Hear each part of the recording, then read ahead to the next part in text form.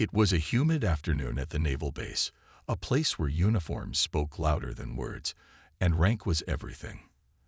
The sun hung heavy in the sky, casting a golden glow over the sprawling compound. The faint scent of salt water from the nearby harbor mingled with the metallic tang of machinery. This base wasn't just a workplace. It was a fortress of discipline, hierarchy, and unspoken rules. At the main gate, two guards stood rigidly.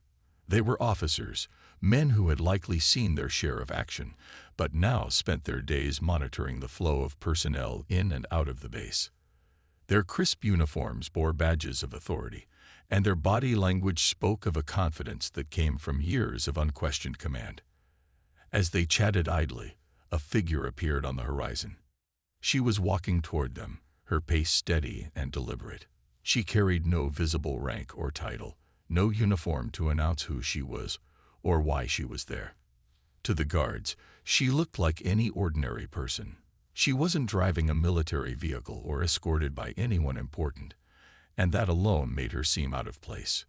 The woman's attire was simple, a black blazer, matching slacks, and a crisp white shirt that seemed impervious to the afternoon heat.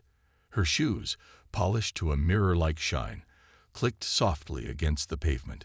There was a calmness about her, a quiet confidence in the way she carried herself. Yet, to the guards, she might as well have been invisible. The first guard, a man with a sharp jawline and a hardened gaze, stepped forward. He squinted at her as she approached, his expression a mixture of curiosity and suspicion. He raised a hand, signaling for her to stop.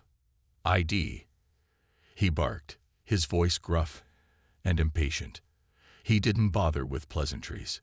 His tone was more of a command than a request. The woman came to a halt just a few feet from him. Her face remained composed, her demeanor unshaken.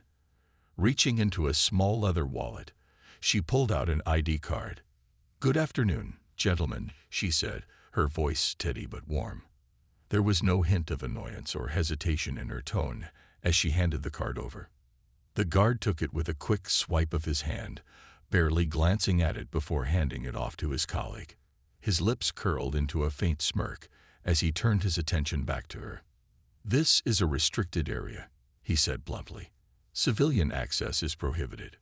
The second guard, a stockier man with a slightly softer demeanor, but no less authoritative, examined the card. His frown deepened as he looked from the ID to the woman in front of him. Instead of giving it a proper inspection, he handed it back with a dismissive flick of his wrist, as if it were nothing more than a piece of scrap paper. Her brow furrowed ever so slightly, so slight that most wouldn't have noticed, but her composure remained intact. She took the card back gracefully, her fingers steady, her expression unreadable. "You may want to take a closer look," she said, her tone smooth, polished, and utterly unshaken. There was no anger in her voice, only an unspoken suggestion that they reconsider their actions. But they didn't. The first guard, clearly feeling his authority being challenged, stepped forward, his boots hitting the ground with a deliberate thud.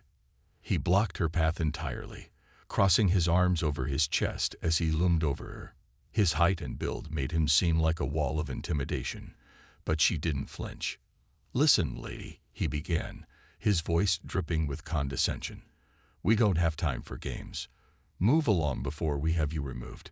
His words were harsh, meant to establish control and make it clear that she was unwelcome here. For a moment, there was silence. The only sounds were the distant hum of engines and the occasional seagull calling from the harbor.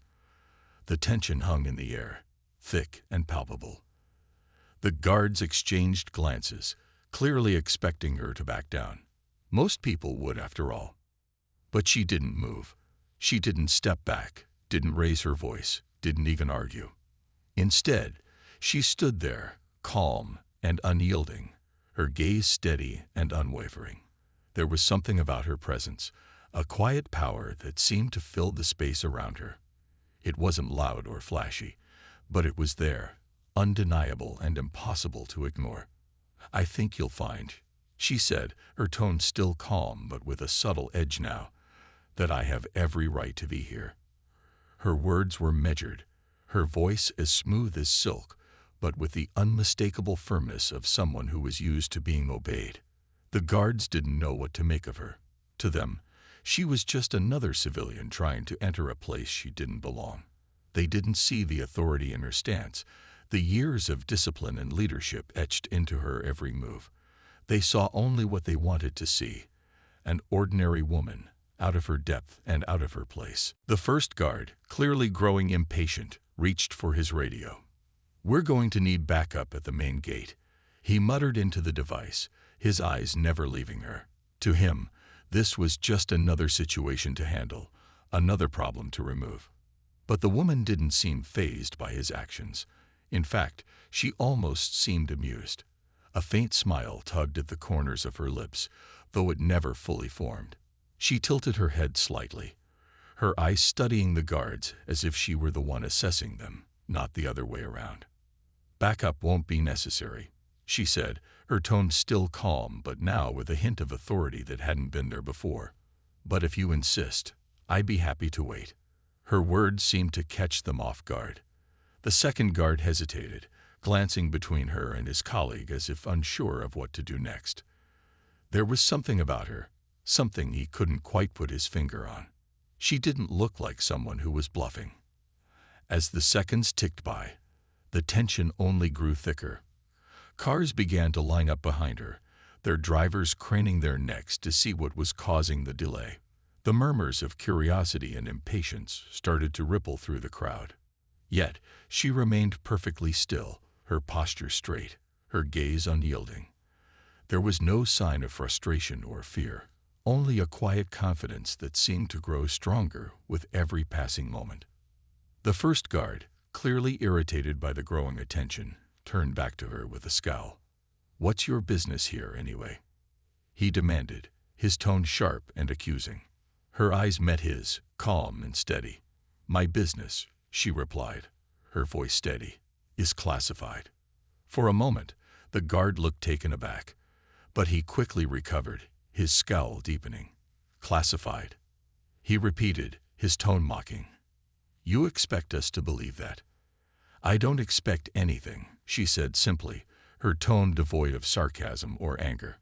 "I only expect you to do your job." The second guard, still holding her ID in his hand, glanced down at it once more. For the first time, he seemed to really look at it, to actually read what was written there. His eyes widened slightly, and his grip on the card tightened. But before he could say anything, the first guard snatched it from him, his movements impatient and dismissive. "Let me see that," he muttered, barely glancing at the card before shoving it back into her hand. "This is a restricted area," he repeated, his tone more defensive now than commanding. "And you're not authorized to be here." The woman sighed softly, her patience clearly being tested, but not yet broken. "I'll give you one more chance," she said, her voice quiet but firm. "Take a closer look at my ID. Read it carefully this time." Her words hung in the air, heavy with a meaning that neither guard fully understood yet. The second guard hesitated, his expression uncertain. There was something in her tone, something that made him pause, made him wonder if they'd made a mistake. But the first guard was too caught up in his own authority to notice. "We don't have time for this," he snapped. "You need to leave. Now." The woman's faint smile returned, but this time there was a hint of steel behind it. "Very well," she said softly, slipping her ID back into her wallet. "If you won't take another look, I suppose we'll do this the hard way." And with that, she stepped aside, pulling out her phone. She dialed a number quickly, her movements precise and efficient. "Yes," she said, her voice calm but with a sharp edge now. "This is Admiral Dawson. I'm at the main gate, and I seem to be encountering some resistance." The words hung in the air like a thunderclap. She stood there for a moment, the silence heavy and unyielding, stretching between her and the guards like an invisible barrier. Behind her, the line of vehicles grew longer, their engines idling, drivers murmuring to one another, craning their necks to see what was causing the delay. Some tapped impatiently on their steering wheels, while others leaned out of their windows, curiosity beginning to outweigh irritation. The first guard, a tall man with a sharp, angular face, leaned in closer. His eyes narrowed, scanning her as though trying to uncover some hidden truth in her calm demeanor. His lips curled into a sneer, and his voice carried a mocking edge. "Who do you think you are? Some big shot?" His tone dripped with sarcasm, as if the very idea of her being important was laughable. The woman didn't flinch. She didn't even blink. Her faint smile remained, steady and unshaken. She didn't respond right away, letting his words linger in the air. Finally, with an almost imperceptible tilt of her head, she gestured toward the ID card still in his hand. "If you take another look," she said, her voice calm but unyielding, "you'll find out exactly who I am." Her tone wasn't confrontational, nor was it meek. It carried the quiet authority of someone who had been in situations far more challenging than this. But the guard didn't pick up on it, or perhaps he chose to ignore it. Instead, he chuckled dryly and tossed the card back to her as though it were worthless. She caught it effortlessly, her movements precise and deliberate. The second guard, shorter and stockier, but no less arrogant, stepped forward. His laugh was short and sharp, like the bark of a dog. "Oh, sure," he said, crossing his arms over his chest. "Let me guess, you're a senator, right? Or maybe a president." He shook his head, his grin wide and dismissive. "You don't belong here." The woman's smile didn't waver. If his words stung, she didn't show it. She stood perfectly still, her posture straight, her presence commanding without being overbearing. Her silence seemed to unsettle the second guard, but he covered it with bravado, reaching for the radio clipped to his shoulder. "I'm calling this in," he said, his tone laced with false authority. "We've got someone here who thinks she's important." He shot her a look that was equal parts disdain and amusement, as though he expected her to shrink back or protest. But she did neither. Instead, she shifted her gaze slightly, her eyes moving past him to the line of cars behind her. The hum of idling engines was growing louder, mingling with the murmurs of curious onlookers. One of the drivers, a man in his late 40s with a weathered face and a military haircut, stepped out of his vehicle. He stood there for a moment, staring at her as if trying to confirm something in his mind. His eyes widened in recognition. He opened his mouth, about to say something, but the woman raised a hand, palm outward, a simple yet commanding gesture that silenced him before he could speak. He hesitated, then nodded slightly and returned to his car, though his expression remained one of awe and curiosity. The first guard noticed the interaction and frowned. "What's going on here?" he muttered, glancing back at the line of cars. The tension in the air was palpable now, thick enough to cut with a knife. The murmurs from the drivers grew louder, their curiosity clearly piqued. The woman returned her attention to the guards. Her faint smile had faded, replaced by an expression of quiet resolve. She took a step closer, her movements deliberate and unhurried. The first guard instinctively stepped back, a flicker of uncertainty crossing his face. "You're making a mistake," she said, her voice low but firm. It wasn't a threat. It was a statement of fact, delivered with the calm confidence of someone who knew the truth would soon come to light. The second guard snorted, though the sound lacked its earlier conviction. "Lady, the only mistake here is you thinking you can waltz onto a restricted base without the proper clearance." He glanced at her ID card again, though only briefly, before dismissing it with a wave of his hand. "This isn't a game. You don't belong here." Her eyes met his, steady and unyielding. "I belong here more than you know," she said, her tone even, her words carrying a weight that made the second guard falter for just a moment. The first guard, sensing his colleague's hesitation, stepped forward again, his voice rising slightly as he tried to reassert control. "Look, lady, we're not going to stand here all day arguing. You need to leave. Now." A ripple of movement from the line of cars drew their attention momentarily. More drivers were stepping out, their expressions ranging from curiosity to concern. Some whispered to one another, while others simply stared at the scene unfolding before them. The woman didn't acknowledge them, but her presence seemed to speak volumes. There was something about her, something that made people stop and take notice. The second guard hesitated again, his hand hovering over his radio. "Maybe we should call this in," he muttered under his breath, though loud enough for his colleague to hear. The first guard shot him a glare. "We don't need to call it in," he snapped. "She's nobody." The woman raised an eyebrow at his words, the faintest hint of amusement flickering across her face. "Nobody," she repeated, her tone light but laced with an undercurrent of steel. "Is that so?" Her calm demeanor only seemed to agitate the first guard further. He took another step closer, his jaw tightening as he tried to assert his dominance. "Yeah, that's right. Nobody. And if you don't get out of here right now, I'll have you escorted off this base." Her smile returned, though it was colder now, more calculated. "You'll have me escorted off," she said, her voice soft but unwavering. "I'd like to see you try." The second guard shifted uncomfortably, glancing between her and his colleague. The tension in the air was almost unbearable now, the growing crowd of onlookers adding to the pressure. The hum of voices grew louder, the drivers clearly sensing that something was about to happen. For a moment, nobody moved. The woman stood her ground, her gaze unwavering, her presence commanding. The first guard hesitated, his confidence beginning to waver under her steady stare. The second guard looked down at the ID card in his hand once more, his brow furrowing as he finally began to read it carefully. His eyes widened slightly, and his grip on the card tightened. He looked up at her, then back at the card, his expression shifting from confusion to realization. "Wait a minute," he murmured, his voice barely audible. The first guard noticed his colleague's reaction and frowned. "What is it?" he demanded. The second guard hesitated, glancing at the woman before leaning closer to his colleague and whispering something in his ear.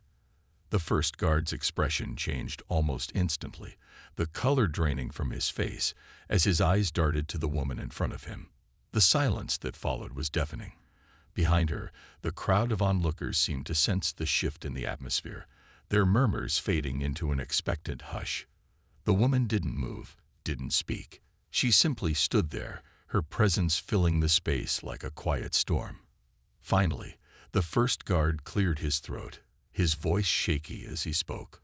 "Ma'am," he began, his tone a stark contrast to the arrogance he'd displayed earlier. We didn't realize." She raised a hand, cutting him off mid-sentence. "It seems," she said, her voice calm and steady, "that you've underestimated me." Her words hung in the air, heavy with meaning. The guards exchanged a glance, their earlier confidence shattered. Behind her, the crowd of onlookers began to murmur again, their voices filled with curiosity and anticipation. The woman took a step forward, her movements deliberate and commanding. The guards stepped aside instinctively, their earlier bravado replaced by a newfound respect, or perhaps fear. She didn't say another word as she walked past them, her presence alone enough to leave an indelible impression.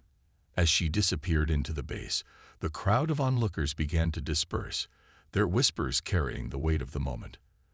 The guards stood frozen in place, their expressions a mixture of embarrassment and awe. The second guard glanced down at the ID card in his hand one last time before slipping it into his pocket, his face pale as he muttered under his breath. And so, the woman continued forward, her stride steady and purposeful, leaving behind a moment that none who witnessed it would soon forget. The woman bent down gracefully, retrieving her ID from the ground where it had been carelessly dropped. She brushed it off with a calm and deliberate motion, her fingers steady as if the entire exchange had not bothered her at all. As she straightened, her posture shifted. It was subtle, barely noticeable, but to anyone paying close attention, it carried a quiet authority. She no longer seemed like someone seeking permission. She stood as though she already owned the space around her. "Do you know what I find fascinating?" she asked, her tone light and conversational, as if she were commenting on the weather. Her words, however, carried an undercurrent of something deeper. The guards exchanged puzzled glances, unsure whether she was mocking them or genuinely interested in engaging them in conversation. The taller guard frowned, crossing his arms over his chest. "What's that?" he asked, his voice tinged with suspicion.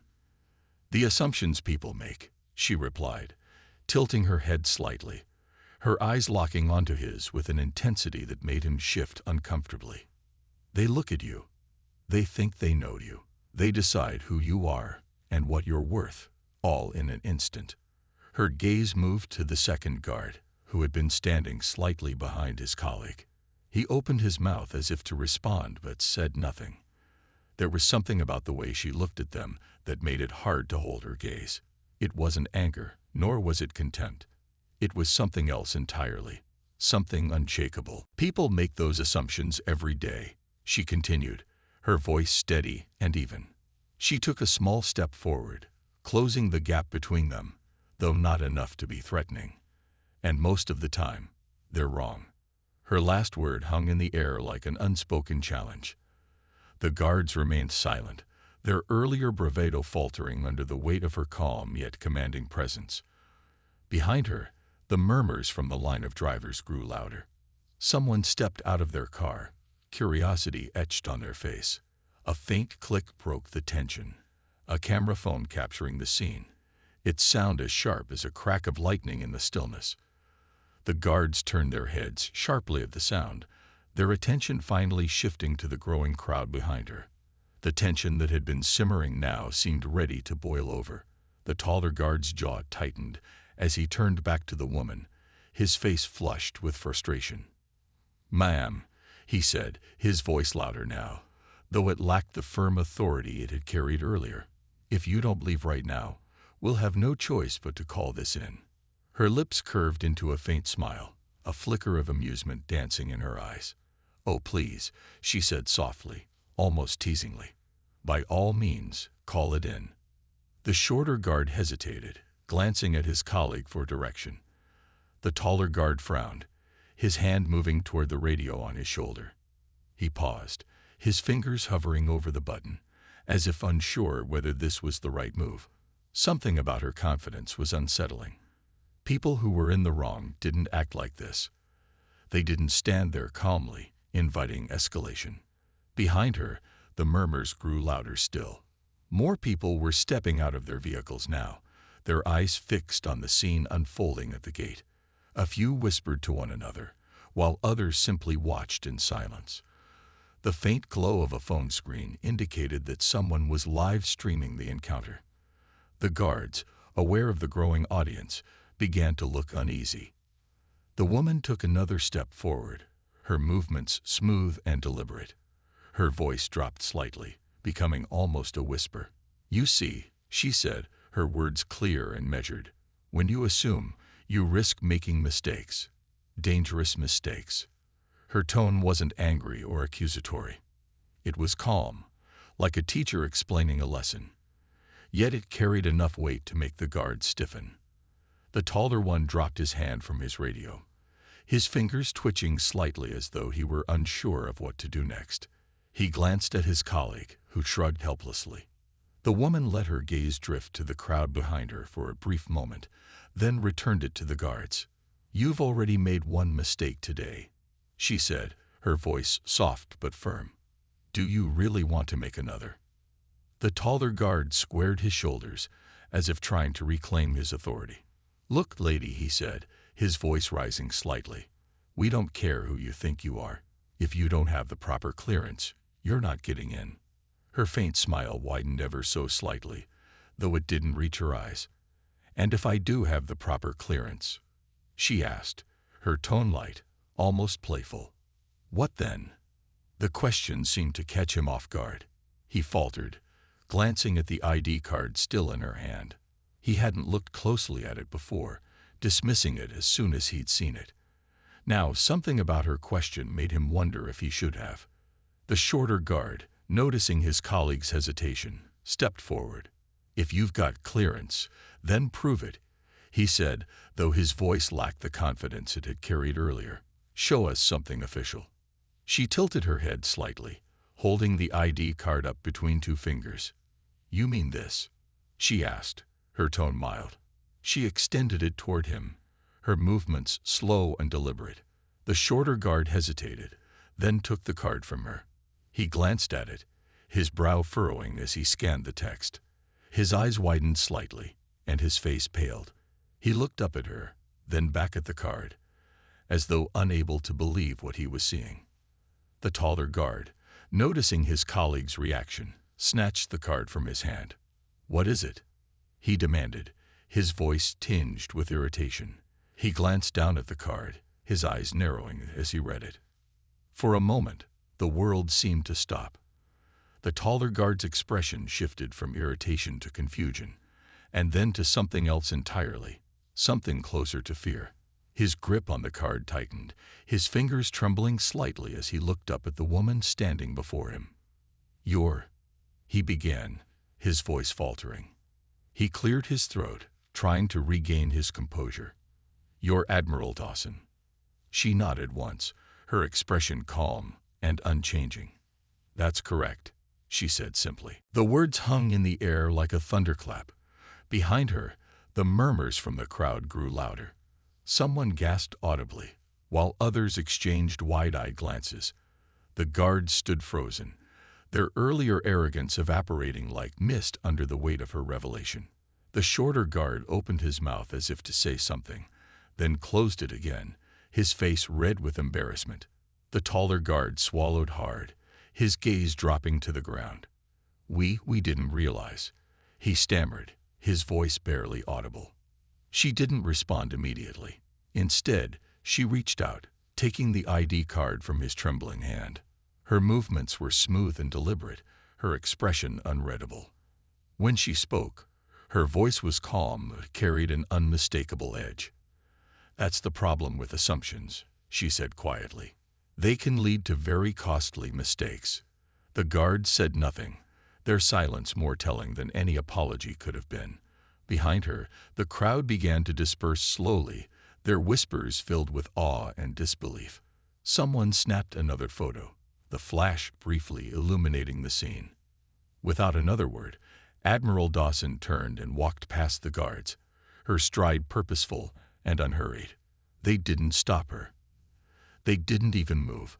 They simply stood there, staring after her, their expressions a mixture of embarrassment and respect. And as she disappeared into the base, the crowd outside the gate remained, their whispers carrying one undeniable truth: never judge someone by their appearance. Before the guards could even reach for their radios, the tension was shattered by the sound of hurried footsteps. From inside the base gate came a sudden commotion, a flurry of movement that caught everyone's attention. A senior officer, dressed impeccably in his Navy uniform, appeared. His face was as pale as if he had just seen a ghost. His eyes locked onto the woman standing calmly at the gate, and his expression shifted from surprise to sheer panic. "Admiral Dawson," he shouted, his voice ringing out loud and clear. He broke into a sprint, his polished shoes clacking against the pavement as he closed the distance. There was no mistaking the urgency in his tone, nor the sheer respect in the way he addressed her. The two guards froze in place, as though the temperature had suddenly dropped. Their eyes darted nervously between the senior officer and the woman they had so brazenly dismissed only moments ago. For the first time, they seemed to register the weight of their mistake. "Admiral," one of the guards stammered, his voice cracking slightly. The color drained from his face, leaving him looking pale and stunned. His fingers, which had been hovering over his radio moments before, dropped to his side, as if the device had suddenly become too heavy to hold. The woman, Admiral Emily Dawson, took a slow, deliberate step forward. Her faint smile remained, calm and composed, but there was an undeniable sharpness in her gaze now. Straightening to her full height, she exuded an air of authority that seemed to dwarf everyone around her. "That's right," she said, her voice cool and steady. "I am Admiral Dawson." She let her words hang in the air for a moment, allowing the weight of them to sink in. Her tone wasn't loud or aggressive. It didn't need to be. The sheer force of her presence spoke louder than any raised voice ever could. "And you've just delayed my arrival at a very important security briefing." Her words were delivered with the precision of a well-aimed arrow. The guards flinched as though they had been physically struck. Their earlier arrogance had dissolved completely, replaced by a mixture of shock and fear. They looked like schoolboys caught misbehaving, unsure of how to explain themselves. The senior officer came to a halt a few feet away from Admiral Dawson and snapped to attention. His posture was flawless, his movements crisp and precise. He saluted her sharply, his hand trembling slightly as he did so. "My deepest apologies, Admiral," he said, his voice laced with both respect and genuine regret. "These men will be disciplined immediately. I assure you, this will never happen again." Admiral Dawson didn't even glance at the guards. It was as though they no longer existed in her world. Instead, she turned slightly, her sharp eyes scanning the growing crowd behind her. Drivers and passers-by, now numbering in the dozens, stood frozen, their faces a mixture of awe and curiosity. The quiet hum of conversations ceased as everyone strained to hear what would happen next. The Admiral's voice carried effortlessly, strong and clear yet calm and composed. "Let this be a reminder," she began, her gaze sweeping across the gathered onlookers, "that respect should never depend on assumptions. Not here, not anywhere." Her words resonated with a quiet power, sinking into the ears of everyone present. It wasn't just a lesson for the guards who had underestimated her. It was a lesson for everyone who had ever judged someone too quickly. There was a pause, a moment of silence that felt heavy with meaning. The guards, still frozen in place, seemed to shrink under her words. Their shoulders sagged slightly, their bravado completely gone. The taller of the two finally opened his mouth, as if to stammer out an apology, but no words came. He simply looked at the ground, his face red with shame. The senior officer broke the silence, his voice firm and resolute. "I will see to it that this incident is reported, Admiral," he said.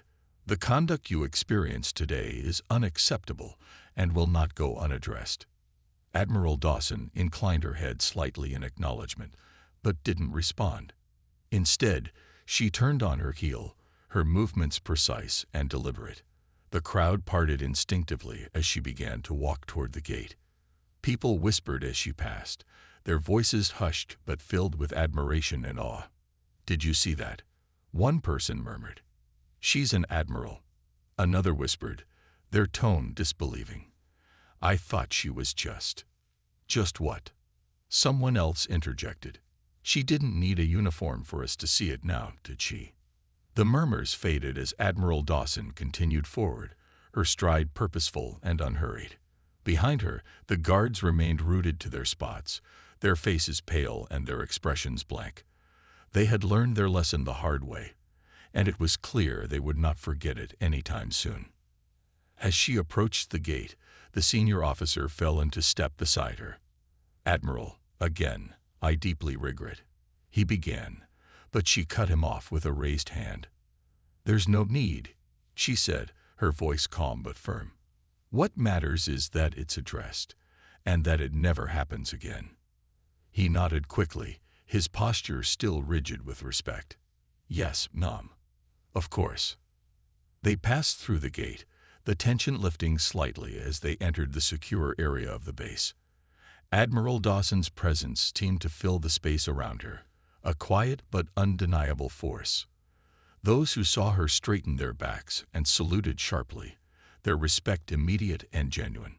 But she didn't stop. She continued walking, her mind already focused on the task ahead.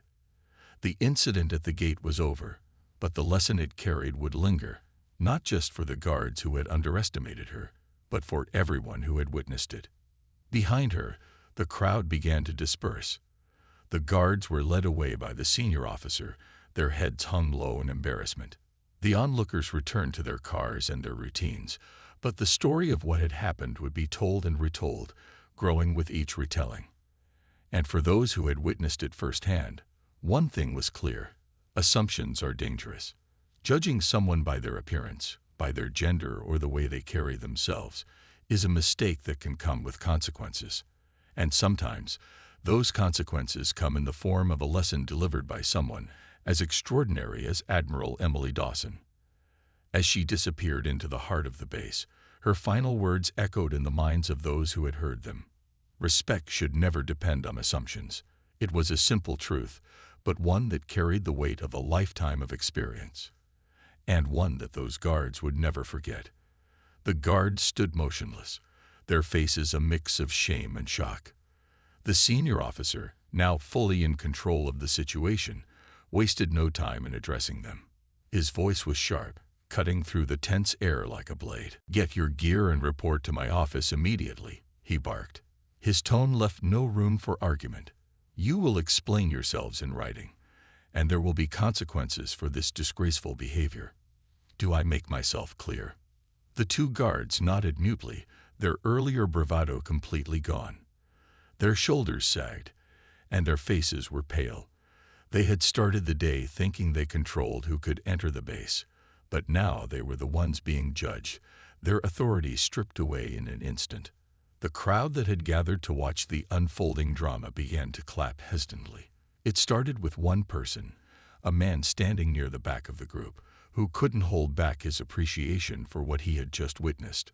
Slowly, others joined in. The applause grew louder, rippling through the gathering until the air was filled with the sound of people clapping and cheering. Admiral Emily Dawson turned slightly, acknowledging the crowd with a faint, almost imperceptible nod. She didn't bask in the attention or the noise. Instead, she carried herself with the quiet dignity that had defined her from the moment she arrived. Her stride was steady, her expression calm, as she walked through the gate. To anyone watching, it might have seemed as though she was simply heading to another meeting, another day at work. But for those who understood what had just happened, it was clear she had dismantled years of prejudice and arrogance in a single moment. Her mere presence, combined with her calm authority, had turned the tide of the situation. The senior officer followed behind her, his posture stiff with respect. He cast a stern glance at the guards as they shuffled off, their heads bowed. "Let this be a lesson to you," he muttered, more to himself than anyone else. As Admiral Dawson entered the base, the applause began to fade, replaced by hushed whispers among the crowd. People were replaying the scene in their minds, marveling at how easily she had turned the situation around without raising her voice or losing her composure. "Did you see the way she handled them?" someone murmured. "She didn't even have to argue," another person replied, shaking their head in disbelief. "She just stood there, and they crumbled." "Admiral Dawson," someone else said, their tone filled with awe. "I've heard stories about her, but I never thought I'd see something like this." The crowd slowly began to disperse, but the story of what had happened spread quickly. Those who had witnessed it firsthand shared every detail with their friends and colleagues, and soon it became the talk of the base. It wasn't every day that someone as distinguished as Admiral Dawson reminded everyone, so clearly and powerfully, why respect must never be based on assumptions. As Admiral Dawson walked through the corridors of the base, heads turned. News of the incident at the gate had already begun to travel, and many of the personnel she passed gave her salutes that were a little crisper, a little sharper than usual. She returned their salutes with a calm nod, her pace never faltering. By the time she reached the conference room, where the security briefing was being held, the senior officers inside were already on their feet. They stood to attention as she entered, their respect for her evident in their posture and expressions. "Admiral," one of them said, stepping forward, "we heard about what happened at the gate. I can't imagine how frustrating that must have been for you."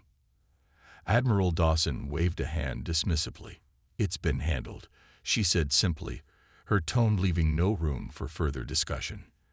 "Let's focus on the task at hand." Her ability to compartmentalize, to keep her focus on the mission rather than dwelling on personal grievances, was one of the many reasons she had earned the respect of everyone who worked with her. She didn't need to demand respect. It was given to her freely, because she exemplified everything a leader should be. The two guards from the gate sat in the senior officer's office, their faces pale and drawn. They had been ordered to write detailed reports of the incident, but their hands trembled as they put pen to paper. Each word they wrote felt heavier than the last, the weight of their actions pressing down on them. "This is going in your records," the senior officer said sternly, pacing the room as they worked. "Do you have any idea how lucky you are that Admiral Dawson chose not to escalate this further? If she wanted, you'd both be facing court-martial for insubordination." The guards exchanged nervous glances but said nothing.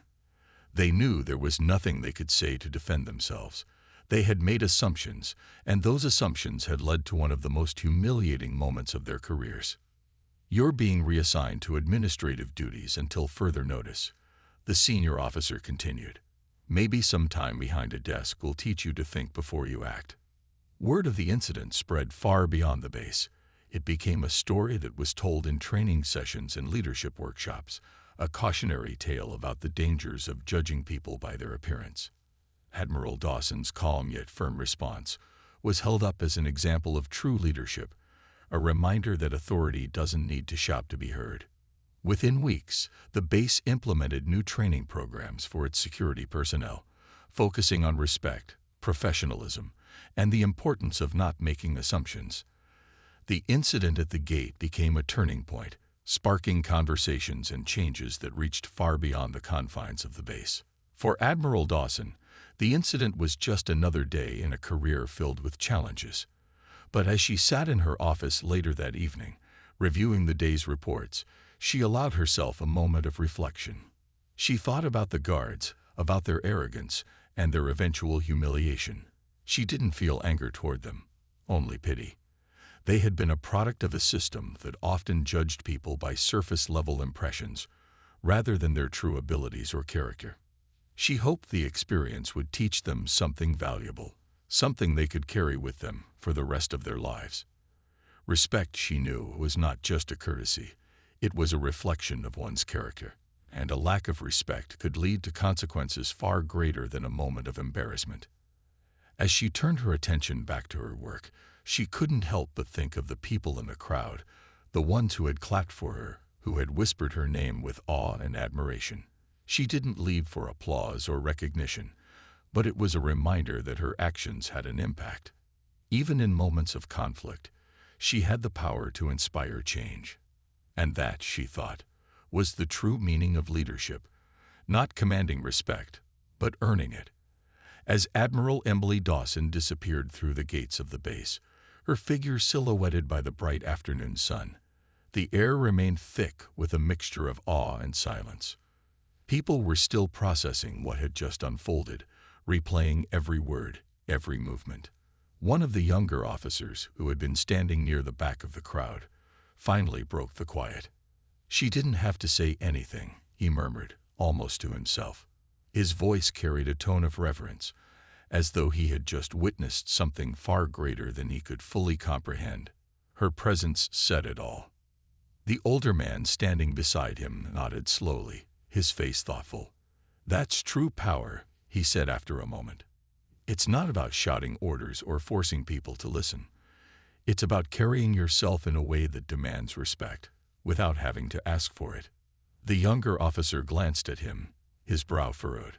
"I've never seen anything like that before," he admitted. "The way she handled those guards. It wasn't angry or loud, but it was like she was in total control the whole time. How does someone do that?"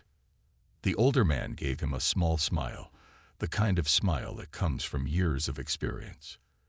"You don't get there overnight," he said. "It takes time. It takes character. And most of all, it takes knowing exactly who you are and what you stand for." Admiral Dawson didn't need to raise her voice because she knows who she is. And so does everyone else. The younger officer fell silent, his mind racing. He had joined the military hoping to find purpose, to learn what it meant to be a leader. Watching Admiral Dawson, he felt as though he had been given a glimpse of something profound, something he hadn't fully understood before. As the crowd outside the gate began to disperse, the whispers continued. Drivers who had been caught in the line returned to their vehicles, but not without sharing their thoughts with those nearby. She didn't even need a uniform, one person said, shaking their head in disbelief. I've never seen anything like it. You could just feel it, like she owned the space around her. Another nodded in agreement. It's amazing how some people can command a room without saying a word. She didn't have to prove herself. She just was. It was a lesson that resonated deeply with those who had witnessed the scene. For many, it was a moment of realization about assumptions, about respect, and about what true leadership looks like. Admiral Dawson hadn't shouted, argued, or tried to prove her worth.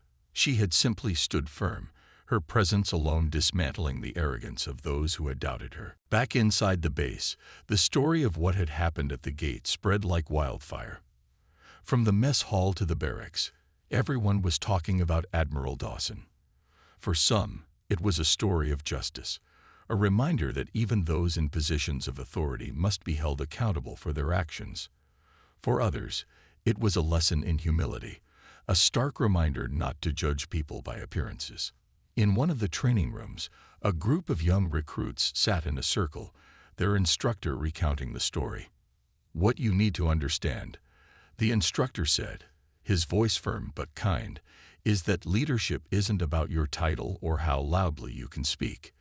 It's about how you carry yourself. It's about integrity, confidence, and respect. One of the recruits raised a hand hesitantly. But how do you get people to respect you like that? He asked. I mean, without a uniform or a rank. The instructor smiled, his expression softening.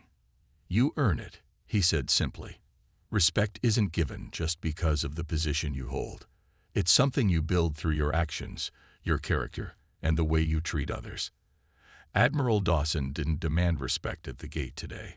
She had already earned it, and that's why everyone stopped to listen.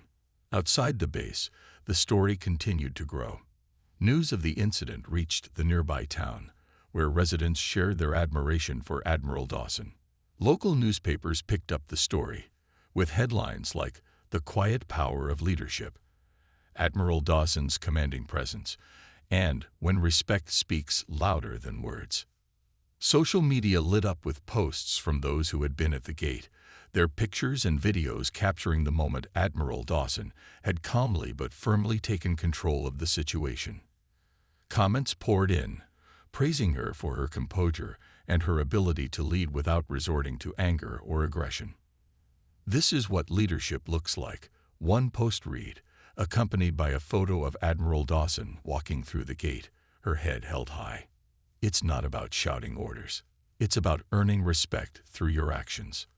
Another comment echoed the sentiment. True power is quiet. It doesn't need to scream or show off. It just is. As the sun set over the base that evening, Admiral Dawson sat in her office, her desk covered with reports and documents. She was a busy woman, and the events at the gate were just one moment in a long day filled with responsibilities. But as she reviewed the day's work, she couldn't help but reflect on what had happened. It wasn't the first time she had been underestimated. Throughout her career, she had faced countless moments where others had doubted her abilities, questioned her authority, or judged her based on her appearance. But she had learned long ago that shouting back or trying to prove herself to others wasn't the answer. The only way to truly command respect was to earn it, through hard work, consistency, and unwavering integrity. She thought about the guards at the gate, about their arrogance and their eventual humiliation. She didn't feel anger toward them, only pity. They had been a product of a system that often valued appearances over substance, authority over respect. But she hoped the experience had taught them something valuable, something they could carry with them for the rest of their lives. In the weeks that followed, the story of Admiral Dawson became a point of inspiration for many. It was shared in training sessions, discussed in leadership meetings, and even referenced in official memos about the importance of respect and professionalism. Her actions at the gate had sparked a broader conversation about how people in positions of authority should treat others, and how dangerous it is to judge someone based on assumptions. For Admiral Dawson, it was just another day in a career filled with challenges and victories. But for those who had witnessed her quiet power, it was a moment they would never forget. Because sometimes the most underestimated people carry the greatest authority.